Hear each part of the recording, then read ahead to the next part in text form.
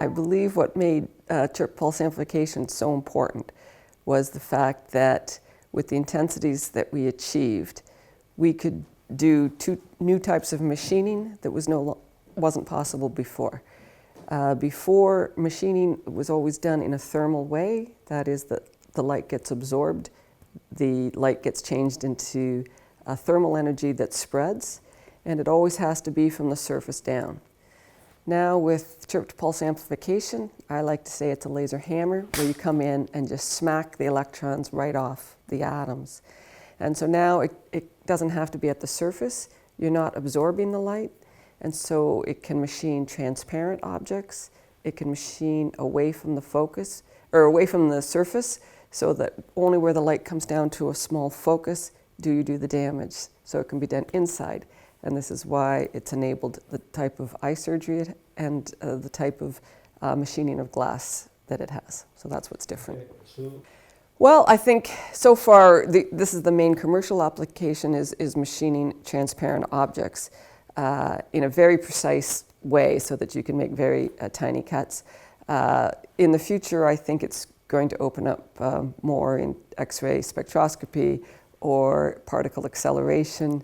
And people are still, even though it's been 30 years, it's still being made to have new applications. Yes, and this is why I even talk about this in the banquet speech at the Nobel ceremony. It was a Thursday night, I remember that. I remember that my friend Steve Williamson came in with his street camera that night, and we tried to see if it would work.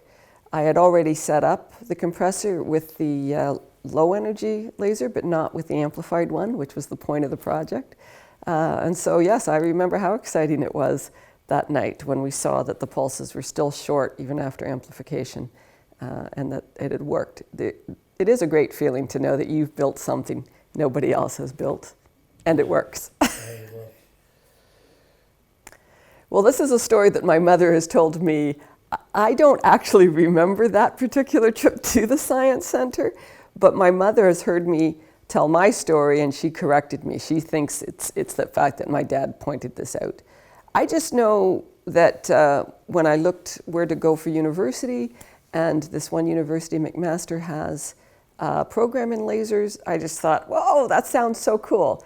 So it was a gut reaction, but it could be because my dad planted that in my head. I don't know why I thought lasers sounded so cool, because it was still in the mid-70s, and so it's not like we had lasers like we do now, and that they're everywhere. I don't remember even seeing them, and yet I remember thinking they really sounded cool. Well, you know, I did my PhD in lasers in the United States with Reagan Star Wars going on. And at that time, there were so many jobs in lasers. And people started to join Gerard's group, and I didn't really feel like they were having that much fun, or they didn't seem that excited about it. And I would ask them, why are you studying this? And they said, oh, to get a good job. And I went, but it takes so long. You don't know what the job market's going to be.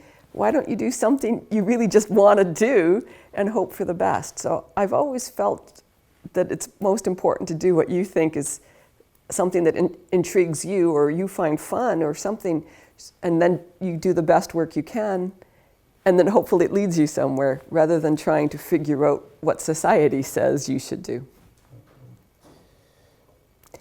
Yes, and I think this is what I talk about when I speak to students, is that you know, I did get rewarded for what I did as a PhD student. So I think it was a great symbol to say, you know, grad students work very hard, and they contribute to the PhD project, obviously, very much. And so all students should be taking great pride in what they do, and understand that their role in the project is as important as any other role in the project. And so I think getting this award for what I did as a grad student says to all grad students that your work is worthwhile and worthy to be proud of.